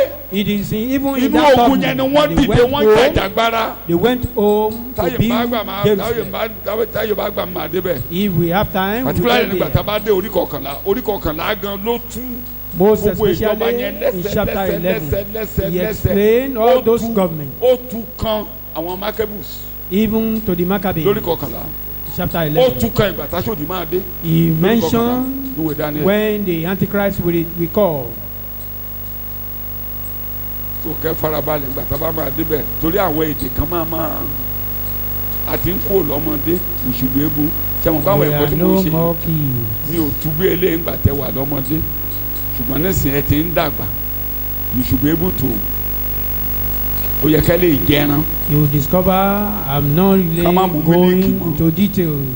mo ní ká má ṣe That is, we are no more àti keys. tó ẹran jẹ We are Then- mature enough to eat. torí bí táyé dé food. lónìí tí ò bá yé wa èèyàn If we don't understand the level where the world is now, mo ń ka bíi newsletter kan mo ń ka mo ti ka lọ́nà bíi méjì the way I people read read a the Bible particular newsletter ìgbà akéda làwọn Americans tó ka bíbélì wọ́n ṣe ń kà ní ṣe kòró yìí. that people are reading Bible now. People read the Bible during the Akeda. They read the Bible because of Muslims. They read it voraciously. And since Wọ́n máa ń ka 2020, Bíbélì torí wọ́n àwọn ka àgbà nígbà náà gan-an. lọ́hùn. But Wọ́n lọ sí now Greek. they've returned to wọ́n lọ read. sí Greek. Even reading it Wọ́n in tẹ̀ ṣe Greek. kẹta àwọn Bible scholar wá bẹ̀rẹ̀ sí í ṣàlàyé fún wa pé Some Bible kò rí bẹ́ẹ̀ scholars o. were Wọ́n lọ mú sọ́ọ̀sìrì. Èdè Greek tó gbé jáde is pharmacopoeia. Wọ́n wá ní èdè yẹn. ìyẹn Wọ́n ní òṣó èdè pharmacy ni wọ́n lọ́lọ́run ti sọ pé ká ṣọ́ra fáwọn pharmacy tipẹ́tipẹ́ pé pharmacy ló gbé vaccine jáde. they said that language in Greek have to do with àwọn ọmọdé wọn pharmacy. ṣàlàyé fún ẹ pé kì í ṣe That nǹkan tó túmọ̀ sí nìyẹn. people àwọn tó lọ ń kà á some of them are religious. That God has been warning Eléyìí tó jẹ́ that pé we should be àjò careful àjòkò of ti all English these tó dá wa lọ́rùn pharmacies ni that they the one go that brought to about Greek and Hebrew and bring out the vaccine. words pé kí ló ń ṣẹlẹ̀ gan nínú ayé. Kí They lọ́lọ́run want sọ to know pé what Ọlọ́run ti kìlọ̀ is fún wa. happening in the world. So, What àwọn are ni those àwọn warnings anti-vaccine, wọ́n ní that God Ọlọ́run has ti kìlọ̀ kẹ́ ẹ issued? má gba pharmacy láàyè. They said God has warned that you should not allow Which is not pharmacy. correct. All I'm trying to say that people are reading the Wọ́n Bible. wọ́n ń gbìyànjú And àti the purpose ṣètúmọ̀. of all this. Ohun tí mò ń gbìyànjú àti sọ ni pé Ṣọlá wọn àwọn àṣì ènìyàn ń purpose ka àbí kó Bíbélì. àṣìfò ẹ̀ ní ayé. Ṣó àṣìfò ẹ̀? Ṣé kòrò àṣì purpose Ọlọ́run? People read the Bible. The Kódà mo ka article coronavirus, kan lálẹ́ àná. it forced people tó to sọ àwọn read prominent Bible. 2020 2021 àwọn ibi tán kà ní bọ́n ṣe ń ka Bíbélì. How Wọ́n kà gan. people Ṣé ló dẹ̀ read increase? Bible Ó in increase. 2020 People read. till date. Ṣé èèyàn òkú ń bì? Nigeria didn't Ọlọ́run máa dá wa sí express wọ́n làwọn máa mortality. kú àkú. Mo ń sọ oúnjẹ tí mò ń bọ̀ mo láwọn àná ló máa kú mo láàkú. They thought the African will go for it, but Wọ́n tún ṣe lẹ́nu ọjọ́ mẹ́ta báyìí. God disappointed them. You don't know how they did South it Africa náà ti recently. rí omi kan. They said they find that a máa kú. virus in South Africa. Wà á rí Omicron. pé a máa kú o. They will Bá not àrùn omi kan die. ní South Africa àbá àrùn omi kan bí. Àwọn tó bá ti ń ṣe lòdì náà ló máa pa ẹ máa pa níbí. Ṣé eré nìtẹ́tẹ́ ló pé ṣe là á máa kú yẹn á máa kú. That's their language that Africans Torí will die. tọ́lọ́run fẹ́ It lo will dúdú not fún work. Ọlọ́run tí ì lò Ọlọ́run máa Because lò wá. the aim of God is yet to be fulfilled Ẹ máa on gbọ́ the ẹgbẹ́ mọ̀ ń black. tẹnu máa ti pẹ́. You know, Ìgbà at the tí wá máa emphasization dé is kí our mo ló own máa dé. time will come and it's Sọ bẹ́ẹ̀ now. ìgbà tèmi máa dé. My own time will come. Nothing will kill me before my time. Ohunkóhun ò ní pa mí ṣáájú àkókò mi. Shout hallelujah. Eke hallelujah.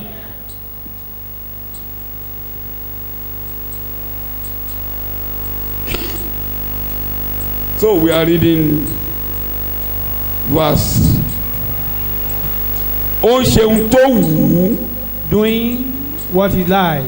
Verse 3 of chapter 11 and verse 16 is talking of that. Èdè yẹn lè má yẹ wá ṣùgbọ́n jẹ́ kí n fi kùtù ní mo máa débẹ̀ nígbà tó bá yá. ọba alágbára kan yóò sì dìde Bẹ́ẹ̀ni, yóò sì fi agbára ńlá ṣe àkóso bẹ́ẹ̀ni, yóò sì máa ṣe gẹ́gẹ́ bí ìfẹ́ inú rẹ̀ bẹ́ẹ̀ni. nígbà tí òun bá dìde tán ìjọba rẹ̀ yóò fọ́ a ó sì pín sí orígun mẹ́rẹ̀ẹ̀rin ọ̀run kì í sì ṣe fún ọmọ Mo rẹ̀ ń bọ̀ yẹn, ìyẹn gangan ni mo fẹ́ bọ́ sí ilé ìta máa fọ́ sórígun mẹ́rin ọ̀run. Talking Mo about bọ̀ the bẹ́ẹ̀. four corners of the world. Gbogbo ohun tí a sọ yìí lórí kọ̀ọ̀kan á wá tú lẹ́pẹ̀lẹ́pẹ̀ mo ń bọ̀ What we bẹ́ẹ̀. are reading here, chapter 11, explain them into Ẹ padà in sí o detail. ẹsẹ̀ ìkẹrin ó ṣeun tí ó wù ú. Verse 4, chapter Pushing, 8. yes, I looked yes. and saw the ram, Medo-Persia, pushing and charging westward and northward Yes. and southward. Yes. No beast could stand before him. No beast could stand before him. Ẹranko kan ò lè dúró You níwájú are rẹ̀. reading. Neither could anyone rescue from his power. Neither could anyone rescue from his power. Kò sì sí ẹni tó But- lè gbà Ẹ fún lọ́wọ́ rẹ̀. àpẹẹrẹ For example, ẹ wo Daniel orí kọkànlá ẹsẹ̀ kejì. Ẹ jẹ́ Daniel ká wá 11 kí n tó máa kà lọ. verse Kí n 2. tó wá wo Isaiah orí ìkẹẹ̀dọ́gbọ̀n tí a fi ń kọrin. ǹjẹ́ nísinsìnyí Yes. ni èmi ò fi òtítọ́ hàn ọ́ kíyèsí ọba mẹ́ta pẹ̀lú ni yóò dìde ní Páṣíà. ọba mẹ́ta ni yóò dìde níbo. Páṣíà ẹ̀kẹrin yóò sì ṣe ọlọ́rọ̀ ju gbogbo wọn lọ. bẹ́ẹ̀ni. àti nípa agbára rẹ̀ ni yóò fi ọrọ̀ ru gbogbo wọn sókè sí ìjọba Hélénì. bẹ́ẹ̀ni. ọba alágbára kan yóò sì dìde yóò sì fi agbára ńlá ṣe àkóso. eléyìí tó ń bọ̀ ní ọba Gíríkì ló máa bà tiẹ̀ jẹ́. yóò sì máa ṣe gẹ́gẹ́ bí ìfẹ́ inú rẹ̀. ọba mẹ́ta péré. just three kings. ẹ máa kà. ẹsẹ̀ chapter 45 verse 1 to 5. Thus says the Lord Yes. to his anointed, to Cyrus, whose right hand I have held, to subdue nations before him. bẹ́ẹ̀ni. And I will unarm and unguard the loins of kings, to open doors before him. ẹ rí bọ́n ṣe gbé Kírúsì kalẹ̀ ní tiẹ̀ ni. How King Kò sí ohun tó Cyrus máa was borí ẹ̀. established. No battle will over. màá tú àmùrè ọba níwájú ẹ̀. I will lose we the are now guide of taking it now kings. literally not spiritually now. ṣe mo pé gbàmí a máa ń lo bẹ̀yẹn spiritually máa kà lọ Àtúmọ̀ rẹ̀ spiritual ní ti ara láfẹ́kọ́ ni lónìí. máa kà. So that gates will not be shut. Gates will not be shut. I will go before you and level the mountains to make the crooked places straight. iṣẹ́ ìránṣẹ́ tiẹ̀ ni pé kó lọ sílẹ̀kùn Jerusalem. His own ministry is Kind to of open the policy door there. of Jerusalem to build the temple. kò dẹ̀ sẹ́ni tó máa di lọ́wọ́. And no one will hinder him. You are reading. Hinder him. I will go before you and level the mountains to make the crooked places straight. Yes. I will break in pieces the doors of bronze and cut asunder the bars of iron. pátápátá. And gbogbo àwọn tó bá ní wọn lágbára òun ló All dìde kẹ́yìn ó those máa wó who mọ́lẹ̀. think they are powerful, he will pull them down. kò sẹ́ni tó lè altogether. gbani lọ́wọ́ wọn. No one can take from him. I will give you the treasures of darkness. So nobody could take from his son. jẹ́ n fi àwọn ẹsẹ̀ míì gbà wá níyànjú Psalm 7 verse 2. Orin Dáfídì orí ìkejì ẹsẹ̀ ìkejì. kí o má bàa fa ọkàn mi ya bíi kìnìún á yá pẹ̀rẹ̀pẹ̀rẹ̀ nígbà tí kò sí olùrànlọ́wọ́. iṣẹ́ tí àwọn ọba yẹn ṣe nìyí. That is their mission. sólùrànlọ́wọ́ fẹ́ Mission of nìkẹ́ni those tán bá ti wá. No nobody can helper. help them. Kò sí ẹni tó fẹ́ ràn wọ́n lọ́wọ́ nígbà tán bá ti wá. agbára tọ́lọ́run dẹ́ gbélé wa lọ́wọ́. The power God pour upon us, tí ọlọ́run bá fún aláṣẹ láti borí. whatever God gave us authority to a overcome, borí náà. we will. a borí náà. We will. torí ọlọ́run ló Overcome. fún àwọn ọba àwọn yìí ní àṣẹ pé ká máa borí lọ. It's God that gave Ẹ these farabalẹ̀ gbọ́ mi o. kings power Bí to Ọlọ́run bá ràn rule wọ́n lọ́wọ́. over all. nítorí kí ọ̀nà ilé Jerúsálẹ́mù lè ṣí kí ìrere lè délé If ayé. God could help àwọn them, onírere Síónì yẹn. that is for the sake ṣé of Jerusalem. ohunkóhun lè dènà mọ́ wa ẹ dá mi lóhùn. o. The Zionites, can anything hinder them? tó lè gbani lọ́wọ́ Kírúsì. No one can tọ́lọ́run deliver ní kó from wá ṣe Cyrus. láyé ó ṣe. What God sent him to this eléyìí world, tọ́lọ́run rán wa lórúkọ Jésù He did àwa it. náà yóò ṣe. and our mission will be Ọláwa náà accomplished yóò in ṣe. Jesus' name. kò sẹ́ni tó lè dá dúró. Nothing will stop it. nobody will stop it. torí àṣẹ ọ̀dọ̀ Ọlọ́run nìkan ló ti ń wá. Authority came or Ẹ jẹ́ kí mi yá comes èdè from nù. God.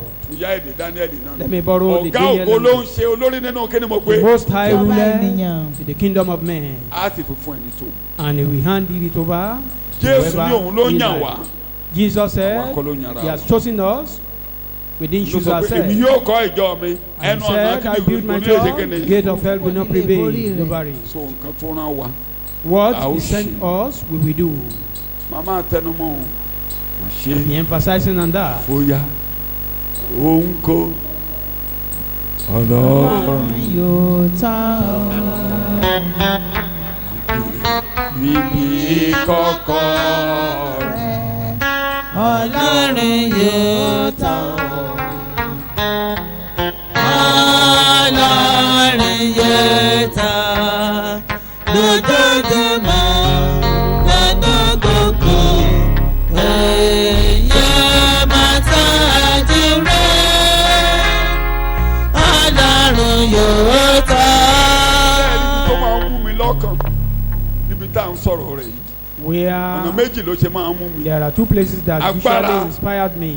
agbára ṣe mọ̀ pé ìwo yẹn ìjọba ni wọ́n You know those horns, they are agbára kingdom. tó ń gbénú wa The power that dwell in us. tí mo bá ti gbé bí mo máa ń gbé lọ sínú ìwé ìfihàn Anytime I get here, I do ọ̀dọ́ àgùntàn Compare oníwo it. mélòó méje. ìwo mélòó ni ọ̀dọ́ àgùntàn ní ẹ̀ka bíbélì mọ́ my God ìjọ wo ni mo máa níjọ́ tí mo ti fi gbogbo wọn yẹn ṣẹ̀kọ́ Oníwo méje. tó wà láàrin tẹ́ḿpìlì tí mo túmọ̀ ẹ̀ nínú ẹ̀mí pé tẹ́ḿpìlì yẹn túmọ̀ sí It kíni was o in the midst of the temple. Ew. Said, ee temple o means our ìwo heart. méjì péré làwọn wọ̀nyẹn ní tẹ̀kẹ̀kẹ̀ jù kan These ones ìpínlẹ̀ are two tó ń horns. gbénu wa The ìwo one that mélòó ló dwell in ní us, he had 7 horns. ee o gbogbo agbára pátá All authority. eléyìí tó níwo méjì tẹ̀kẹ̀kẹ̀ jù kan The one Ọlọ́run that higher ní than the àyè other. kó ṣiṣẹ́ rẹ̀ When kò God sí gives ẹni him tó the lè chance gbani ní ọwọ́ rẹ̀ to do his work, no one gbogbo can, tọ́lọ́run kó ṣe ni can kó ṣe take from pátápátá him. He accomplished his mission. nígbà tí Ọlọ́run wá gbé ọ̀dọ́ àgùntàn náà sí àárín tẹ́ḿpìlì God now put tó the gbé sínú lamb in the ọkàn midst wa. of the temple and put it in our gbogbo agbára heart. láyé àti Ọlọ́run la fi ro ní Every agbára power tó ń bá wa kọ́ wọ́n rìn in heaven gbogbo and tọ́lọ́run ní ká heart ṣe láyé a ó ṣe was accompanying sọ bẹ́ẹ̀ him. èmi á ṣe ní tèmi o All what the plan of God for my life will be accomplished in the name of Jesus. so ojú kejì àwọn ọba àwọn yìí wọ́n ṣà ń ṣe àwọn ò mọ̀ pé tó These Ọlọ́run ni wọ́n ń ṣe kings were doing Kí ni what mo God wí? has sent them kò dẹ̀ sẹ́ni tó unknowingly, dí wọn lọ́wọ́ and no one ìgbà disturbed tán bá ti them. ṣeun tọ́lọ́run nìkan ṣe After doing wọ́n mú wọn kúrò what God has sent them, then they will be taken away. nobody could disturb them Ẹnikẹ́ni ò lè Nobody dí wọn could lọ́wọ́, hinder them. ẹnikẹ́ni ò lè yọ wọ́n ogun lẹ́nu. tó bá dìde lórí ọ̀rọ̀ rẹ yóò kókó Anybody lórí ọ̀rọ̀ that ayé rise up on your case, they will fail. if God in the can name do of that to them mélòó Tọ́lọ́run mélòó bá lè àwa ṣe yẹn jogún fún how ìgbàlà much more àwa we jogún ìgbàlà Inheritor. gbogbo ẹ̀yin tẹ̀sí rò pé bóyá àjẹ́ máa Salvation. pa yín àjẹ́ máa jẹ All yín those ẹ̀yin of you that are tó ń jẹ yín thinking o that witches and wizards will consume you, torí Ọlọ́run ló ń gbẹ́nu mi báyìí impossible, because God is olú dwelling in àgùntàn me. níwò méje ló ń gbẹ́nu mi The lamb with tó bá 7 dẹ̀ ọ̀tọ́ mi horns kì is í dwelling in ṣe mo me. máa ṣe Whatever He has I for me will as do it to the plan, letters. I will accomplish it. and no forces of darkness Kò can sí disturb agbára òkùnkùn kan tó lè dí mi lọ́wọ́. n tó bá dà orí ẹ̀ la máa gbà kọjá Whatever Shout happens, hallelujah. we just cross it over. shout hallelujah. Ẹ kí hallelujah. títí tí kírúsì gbogbo ọba Médíà àti eléyìí kírúsì tó dé kẹ́yìn tó ga sókè tí gbogbo wọn dé àtàtàsáìsì gbogbo wọn dìde tí wọ́n fi ní kán lọ kọ́ tẹ́ḿpìlì tí wọ́n fi ní kán lọ All ṣe those odi kings, Jerusalem kò Cyrus, sí ẹni tó dí wọn Artaxerxes, lọ́wọ́ that God commanded kírúsì lọ to tán help the Israelites to àwọn build kan dí wọn Jerusalem. No one lọ́wọ́ hindered ọba them. míì dìde After the ó departure ṣíwèé of ìrántí Cyrus, another king Ah, was enthroned, ó and ní he àkọọ́lẹ̀ wà opened the book láàfin. of remembrance. He said there are documents in the ẹ palace. jọ̀wọ́ ìjẹ́ Olúwa jẹ́ kẹ́jẹ́ kànáfíà wà nílùú wa Let them bí a bá let rí them alone, ẹnikẹ́ni and let there be peace tó in ní our kí wọ́n town. kọ́lé ńlá If there could ilé be- ńlá Olúwa sí Jerusalem If anyone is jẹ́ found kí that yẹgi ilé is rẹ̀ hindering the work of God in the Jerusalem, let the beam of their house be removed. èdè kan wà bẹ́ẹ̀ mo tó bá There was a pàdé lónìí particular language mo bá there. pàdé láàárọ̀ yìí ó ní let them cut him limb by limb kan gé bí gbà tó bá fẹ́ gé adìyẹ Kan gé sí kúkúkú, kan gé limb by limb kan so sórí igi and they should kan hang yẹgi ilé rẹ̀ such person. kan gé limb by limb. They remove all the ìgbà beams. tí Ọlọ́run ò sí ní Israẹli Of àbí their tí ọba ò house. sí ní Israẹli tí ọkùnrin kan gun kẹ́tẹ́kẹ́tẹ́ When there was tó no lọ king tó in wá Israel, adìẹ lọ sí a man rose an Bethlehem ass Judea tó ń bọ̀ looking for his that's Judges 19 tó ń bọ̀ tí àwọn hoodlums bọ́ sí kòlópẹ́ tí hoodlums ti wà láyé and some ilé ọkùnrin tó sùn sí àwọn People- hoodlums ọbẹ̀ wọn kan lè pẹ́ jáde kò jáde wọ́n dẹ̀ they ambushed him bọ́bìnrin yẹn ṣe títí ojú fẹ́ mọ́ and they brought him out. They Okay. brought her out of the house òun and náà they dẹ̀ have affair gbóngbó with him. ọbìnrin sórí They raped kẹ́tẹ́kẹ́tẹ́ her till obìnrin death. Israẹli And the man Òun took náà the mú ọ̀bẹ woman ó gé and brought it to sí Israel ọ̀nà méjìlá and cut it into pieces. by limb Cut it into pieces ó into dẹ̀ 12 wá rán ó places fi ránṣẹ́ sí and ẹ̀yà sent it to Israẹli every kankan tribe of ó Israel. ní ẹ wò ó And they said, look at ẹ it. bá ohun tó ju wárí ẹ bá ṣèdájọ́ lórí ẹ o so bó bá lẹ́nu ẹnikẹ́ni tó bá lẹ́tọ̀ọ́ Ọlọ́run níṣẹ́ lórí Anyone pé ohun tọ́lọ́run ní ká ṣe that kán is gé saying limb by the plan limb. of God will not Kán yẹgi come lélẹ̀, to kán gbé kán sórí pass igi. in our life, mo ní kí ni Such ṣe ká person gbé kọ́ sórí igi. will be cut into pieces, and the So you will beams see. of his house will be removed. gbogbo àwọn ọba yẹn ló ṣeun tán nìkan wá ṣe. What we are saying is all those kings, ìgbà tán parí they iṣẹ́ accomplished ìránṣẹ́ wọn the mission of tó God kù for their kan máa life. tún ṣe nǹkan míì yẹn ló máa gbé And mi when lọ they sí accomplished their mission, they wanted to be Òbúkọ. doing other things that will take us to the he-goat, oníwo kan. the he-goat of one hand, Kí with ni mo one pè? hand, kí ni mo gborúkọ rẹ̀. a he-goat with one ẹsẹ̀ hand. karùn-ún tó ń Verse fò 5. tí ò fẹsẹ̀ kanlẹ̀. As I was considering, yes behold, a he-goat, a he goat. the king of Greece, máa kà á came from the west across the face of the whole ẹ earth máa gbọ́. without West. touching. west ló ti jáde. Came ó from the la west, gbogbo ayé ìgbà passed nìjà. through the then wall. ẹsẹ̀ Without touching the ground. ṣé ẹ̀rí bó ṣe ń sáré tó ń fò As tí he ẹsẹ̀ was rẹ̀ ò kanlẹ̀ running, ni wọ́n ṣe sọ pé kò fẹsẹ̀ kanlẹ̀. the level of his ó ń lọ ní speed bí ìgbà tẹ́lẹ̀ mọ That pílẹ̀nì is pé why they ọdún said méjìlá péré doesn't touch ló fi bà gbogbo the ground. ìjọba tó wà láyé jẹ́ tó kó he sábẹ́. ruined 12 the whole years.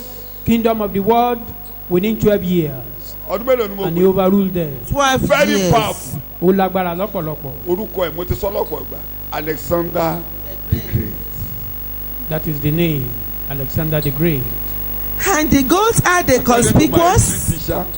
so great so great. Pé ó lágbára tó when bẹ́ẹ̀ you gẹ́. say a man is great Tí in wọ́n bá ti ní history ènìyàn lágbára it means nínú he's ìwé great. ìtàn, ó túmọ̀ sí pé ó lágbára ní tòótọ́. And the goats ó ja had. ogun yẹn He fought bàtà the sí battle. kọ́ Latin. In those days when Gbà ń kọ́ Latin was being taught in tán kọ́ wa ní the Latin. schools, kéde kan ni mo mú nínú àwọn ẹ̀kọ́ Alexander the Great nígbà tá à ń kọ́ Latin. I gained something from Veni his. Vidi Vici. I came, I saw, and I conquered. Mo wá, mo rí, mo ṣẹ́gun. I came and whatever I see like this, I just have to conquer. Ohunkóhun tí ó bá ti mo bá ti bá pàdé lójú ọ̀nà ni màá borí ni. He too was so powerful Òun náà lágbára that nobody can take anything from him. bí ẹnikẹ́ni ò lè gbani He lọ́wọ́ conquer rẹ̀. whatever I see. Ohunkóhun tó You bá are ti reading, bá pàdé lójú And ọ̀nà rẹ̀ the á borí goats rẹ̀. had a conspicuous and remarkable hand between his eyes, symbolizing Alexander the Great. Yes. You are reading. And he came to the ram that had the two hands, which I had seen standing on the bank of the river, and ran at him in the heat of his power. In my vision, I saw him come close to the ram, Medo-Persia, and he was moved with anger against him. Ìbínú ló fi kọlù owó mọ́lẹ̀ not nínú the ìwé heat. ìtàn. That was 331 With BC. all furiousness. And he, Alexander the Great, struck the ram and broke his two hands. And there was no power in the ram to stand before Kò ní him. agbára mọ́ torí ó ti tán. Tiẹ̀ ti Render the tán. ram Tiẹ̀ useless. ti tán. He finished Sọ it. bẹ́ẹ̀ tèṣù ti tán. They shoot it on. Abẹ́ ti tán. Ó ti tán. Satan Abẹ́ is ti finished tán. Ó in ti my tán. life. Iṣẹ́ Satan rí is tó finished. bá ti ń kà á. Anytime I Bíṣọ̀ read, méjì ló máa ń wá sọ́kàn mi. two pictures do appear in Bíṣọ̀ my heart. Goliath The picture of Goliath nígbà tí Dáfídì dúró lé lórí when báyìí David tó gé stood orí ẹ̀, upon it and tó cut, nà sókè. and cut his Ó head. tán mọ́ Goliath ẹ̀fẹ̀ kó tán mọ́ Goliath. It was Someone- finished for Eh, him, for The second Goliath. picture is the resurrection. Ìran kejì òun Nígbà ni tí àjíǹde. ayé ẹ̀yìn ọ̀tá mi padà. When the back of my Ó enemy kégbe was sí torn, Ọlọ́run. he cried unto the Lord. Ó di ìgbèkùn ní He took ẹni tó ń captivity gbé ní captive. ìdè. Wọ́n kó káwọ́ọ̀bù sí lọ́wọ́. The He became a captivity was prisoner taken of war. captive. Satan is Ó wá now a di ẹni prisoner of ìgbèkùn. war. Kò Satani ní ti di nǹkan ẹni kan fi ìgbèkùn. ayé rẹ̀ ṣe He mọ́. cannot do anything Sọ́jáde with our èso ò life. ní nǹkan kan fi ayé Satan, mi you ṣe have mọ́. nothing Ó ní to do nǹkan with kan my fi ayé Ó mi life. ní ṣe mọ́. nǹkan kan fi ayé Ó mi. ní nǹkan kan fi ayé mi ṣe mọ́. Ìjọba rẹ̀ ti tán nínú ayé. Ìjọba rẹ̀ ti tán nínú ayé Ètò mi. rẹ̀ ti tán lórí Ètò ayé rẹ̀ mi. ti tán lórí ayé Ó mi. lè ṣe nǹkan kan lórí You ọ̀rọ̀ mi can't mọ́. do Ó lè anything ṣe on my nǹkan life. lórí ọ̀rọ̀ mi Kò mọ́. sí ìjọba rẹ̀. Jesus has Jésù ti put an fòpin end sí You are to ìjọba already it. rẹ̀. crushed. Àti wú ọmọlẹ̀. Crush. Àti wú ọmọlẹ̀. Ẹ má gbàgbé crushed. ọbẹ̀ mú bẹ́ẹ̀ kọ́ ẹ lọ. You are At already the crushed. height of his power. Ní Nígbà tí ibi Jésù rò pé tágbára òun jẹ́ rẹ̀ ti ga aláṣeyọrí. jù. When he thought Ẹ má he gbàgbé o. was successful. Ẹ má gbàgbé o. Don't forget. Àwọn olùkábẹ́rì bíi tèmi wọ́n ń The lo èdè yẹn mo Bible lè gbàgbọ́. readers use Gbogbo that language Jésù and I ní ló believe. kó lọ síbi àgbélébù. Satan used all At the his peak of his arsenal power. in the Ẹ mú cross. ẹ pa taking, bàbá wa killing. ní ìbá ṣe pé wọ́n mọ̀. And the Bible says, as they Wọn ò ní know, kan. they wouldn't have crucified the King of àbámọ̀ Glory. máa bá ọ̀tá nínú ayé rẹ̀ lójoojúmọ́. Your enemy Amen. will always be From that regret. day, He always whatever the regret. enemy does to you, he will regret it. Láti ìgbà náà, Amen. ohun tó sì bá ṣe fún wa, kábàámọ̀ Because rẹ̀. you are going higher. Torí pé You are going higher. òkè là ń Amen. You are lọ. going higher. Òkè là ń lọ You are lórúkọ going Jésù. higher. Òkè là ń Amen. lọ. Did you not regret Joseph? Ṣé wọn He kábàámọ̀ lórí regretted ọ̀rọ̀ on Joseph? Joseph. Ó kábàámọ̀ Ah, lórí kí la ọ̀rọ̀ ta Joseph. ọmọdé yìí fún? Ètò wọn ni pé How did we send him a out? máa wò bóyá ìran rẹ̀ Their yóò plan is ṣẹ. that we'll be looking Ṣùgbọ́n at àwọn him, ló mú his ìran vision rẹ̀ will ṣẹ. come to pass, but Ìgbógun eventually ti that ọ̀tá one who ló will máa mú ètò Ọlọ́run ṣẹ nínú ayé rẹ̀. Amen. So ó ti tán méjì sọ bẹ́ẹ̀ ó ti tán mọ́ Ó ti o. tán mọ́ èṣù. Ó ti tán mọ́ o. It is Ó ti finished. tán mọ́ It is finished. Ó rí kankan mú nínú ètò ayé mi o. Àjíǹde ti sọ ọ́ dàrọ́ o. Resurrection Àjíǹde render sọ ọ́ you dàsán o. impotent. Resurrection render you impotent and powerless. In the mighty name of Jesus. Jésù Olúwa wa. Jesus. Ṣé Amen. ìsàlẹ̀ parí ẹ̀kọ́ yìí very important 4 points. 1. He was great. Ó You are lágbára reading. lọ́pọ̀lọpọ̀. When he was great Nígbà tó lágbára tán, and he was strong. Èdè méjì. Great and strong. ó lágbára. Ẹ máa wo ó àwọn sì ẹsẹ̀ nípa. yẹn lé. He became so great. Nígbà tó ní agbára tán, tó tóbi tán, bó ṣe ń fẹsẹ̀ kalẹ̀ tó ń sá káàkiri. Nígbà at the peak, at the very peak, mi ò lè máa yẹn sí àkókò mi ti lọ. Nígbà tó lágbára Ẹ lọ kà lé pátápátá, tó lágbára tó tán. dé òpin agbára He rẹ̀. was broken. Àṣẹ Òjijì nínú ìtàn ní Alexander the Great. àṣẹ lójijì. nígbà Wo tí ó yẹn sì di ṣẹ́. alágbára tán And the hand got broken. ìwo ńlá náà ṣẹ́ Ó ṣẹ́ ó bọ̀ ìwo yẹn dẹ̀ tí ò bá ti sí wo ó dẹ̀ ẹranko Without lásán. hand, Ìwo yẹn the ló animal fi jà. became useless. Ìwo yẹn ṣẹ́. He And was the hand suddenly got broken. Kò sí kó má bọ̀ lọ́wọ́ alágbára tó bá ti ń ṣe agbára lídẹ̀yìn Ọlọ́run.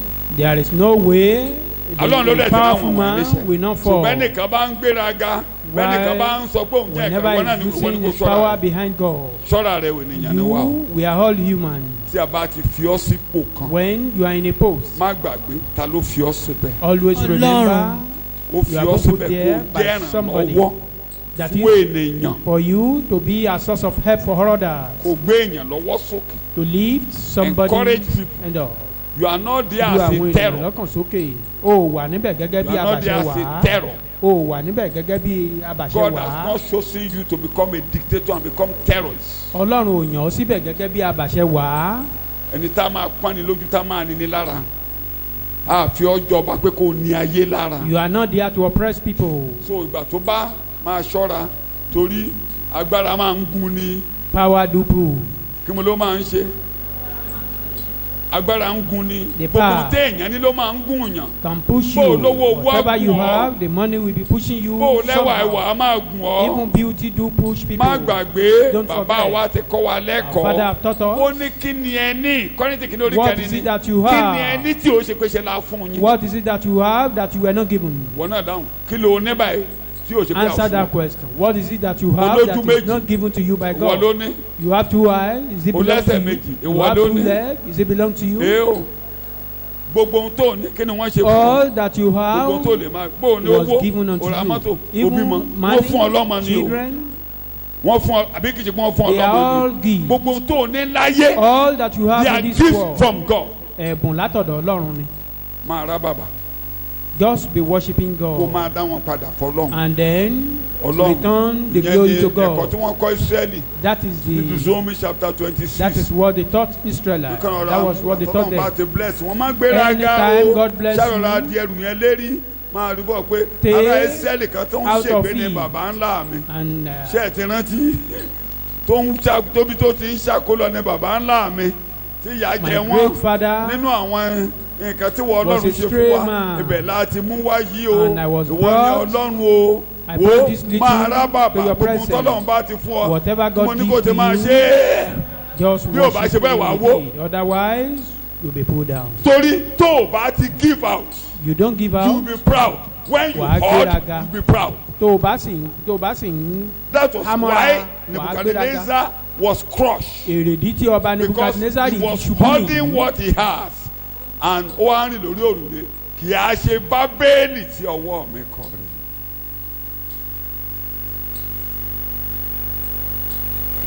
kì í ṣe agbára mi ni mo fi ṣe yìí. níwọ̀nyí nítorí ta ni ó mú ọ yàtọ̀ kí ni ìwọ sì ní tí ìwọ kò ti gbà. ta ló mú ọ yàtọ̀ torí comparison. Who make you Ṣẹgbẹ́ different? máa fi ẹnu lẹ̀ I'm not your mate. máa ṣe fún ẹ lè agajù ẹ I will lọ sí. deal with you seriously. ǹjẹ́ bí ìwọ bá sì kò ti mọrú èèyàn tá gbà a á jẹ́ ni You don't know who I am. nílẹ̀ yìí In this land, in orí this làwọn town, fi rìn wá we came to this ẹsẹ̀ ni town wọ́n fi rìn wá. through our head. You màá just sọ walk fún ẹ pé orí in. làwọn fi rìn wá sílẹ̀ I yìí. will tell you that we are citizens. ǹjẹ́ bí ìwọ bá sì ti gbà á èyí àti ṣe tí ìwọ fi ń halẹ̀ bí ẹni pé ìwọ kò gbà á. at the peak Ní òkè. olùkọ́ jẹ́ kankan wà á kẹ́ dasán. When you think you are ẹ something, kẹ́kọ̀ọ́ yẹn bẹ́ẹ̀ o we gbogbo just come alágbára down. ayé All the powerful men nígbà of tó the bá rò pé world, wọ́n ti débẹ̀ when they thought olúwa ni they ẹ̀ sí ń bẹ̀. got to the peak of their power, so you are not there your gift your whatever it is you are not there. ohunkóhun yòówù tó o bá ní tó o bá ti fi Olúwa ṣe, a kàn fún ọ fún wọn gbà díẹ̀ kó o lò ó. you are given just for a while to màmá live. àtẹnumọ́ bí I o be gbà emphasizing on that. gbé ọwọ́ ẹnìkan sókè Try to lift somebody up, mo ní kó o ṣe ràn ẹnìkan lọ́wọ́ help somebody, tú ayé ẹnìkan ṣe. reorganize one's life. nǹkan lẹ́gẹ̀sì kan tó máa fi ilẹ̀ á wà nù àpò òwe rẹ The lọ́rùn only legacy you ṣùgbọ́n can tó lè fi ilẹ̀ leave sáyé behind táwọn èèyàn á máa mú that bọ̀ will ní be pé tí on ò your bá ṣe day up lágbájá there. wọ́n tún lè And people gbàgbé will ẹ be o referring to it that Má if not worry. for so person. torí And they may téèyàn even bá ti ń forget. jà lọ́wọ́ ló máa ń ṣe They can kéne even forget you. máa sọ pé má wọrí tán bá mọ̀ Don't bother yourself even if Mo they ní kó don't má know ṣe. you.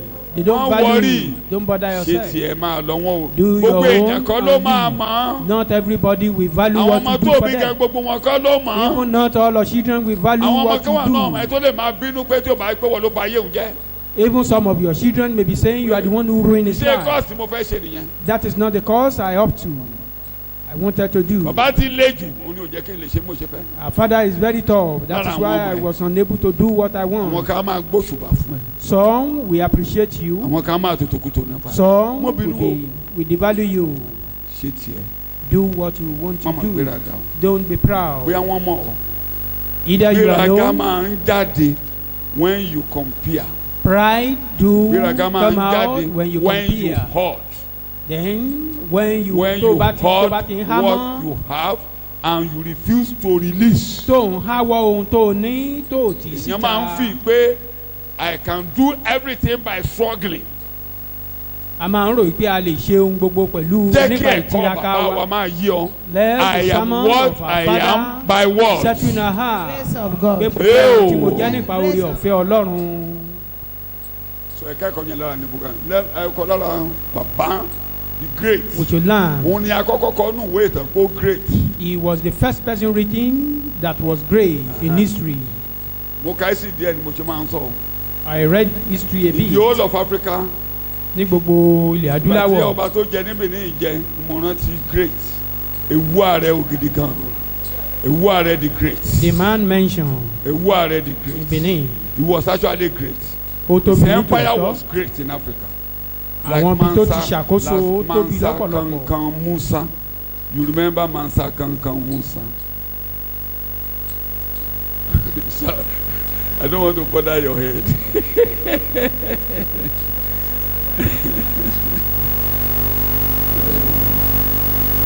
ẹ̀wọ̀n káwọn alágbára máa bí Ṣàngó ṣe tóbi tó kí ló parí ìrìn àjò rẹ̀. Regardless of the mo greatness ní kí ló of parí ìrìn àjò Ṣàngó, rẹ̀. eventually he hung himself. So great. So at the peak ibẹ̀ láti máa bẹ̀rẹ̀ ẹ̀kọ́ lọ́jọ́ mi the kingdom was divided into 4. a máa bá yẹn nú ẹ̀kọ́. Àwa pín ìjọba yìí sí mẹ́rin. ìwo yẹn ṣẹ́ The hand wọ́n ní God nínú broke. orí rẹ̀ ìwo mẹ́rin míì dìde from the àwọn tó dìde earth, yẹn ó sọmọ another 4 ẹ̀ horns they are not in grew up. dynasty.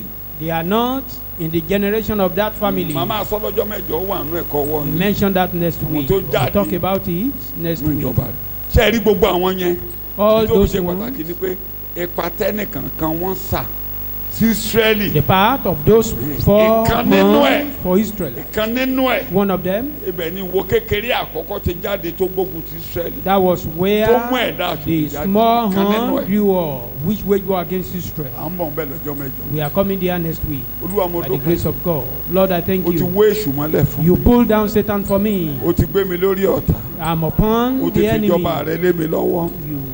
o And ti gbé your mi lókè kingdom tó unto jẹ́ my pé hand. ọ̀tá ò lè wá ayé mi mọ́lẹ̀ I'm on a mọ́. high that ẹni enemy bá ní kò cannot sẹ́ni win tó lè my mú un life. láyé yóò dẹni ilẹ̀. Jésù ràn mí lọ́wọ́. Anyone that thinks he has the upper, he will be pulled down. Lord, help me. Orí ọ̀fẹ́ Jésù Kristi Olúwa wa. Ìfẹ́ mọ̀ ti Ọlọ́run. Ìdàpọ̀ ti àwọn èèyàn mọ́. Kó máa bá wa gbé láti sísìn lọ àti títí láéláé. Àmín. Praise the Lord. Praise the living Jesus.